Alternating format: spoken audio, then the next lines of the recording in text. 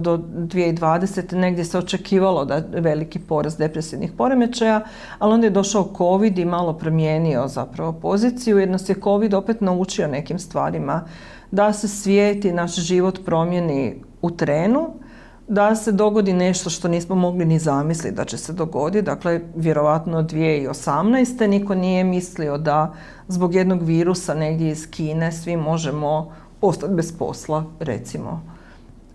To su neke situacije koje su onda promijenile perspektivu i promijenile nekim ljudima i odnos prema poslu i prema svom životu i zdravlju. Ne znam kako sad stojimo, ali znam recimo podatke da je 2021. i 2022. u svijetu među zaposlenima na zapadu postojalo nešto što se zvalo Big Quit, odnosno nikad tako veliki broj zaposlenih ljudi nije dao otkaz na svom mjestu, radnom mjestu, i to se u stvari pripisivalo COVID-u. Zapravo smo osvijestili kako se u času promijeni život.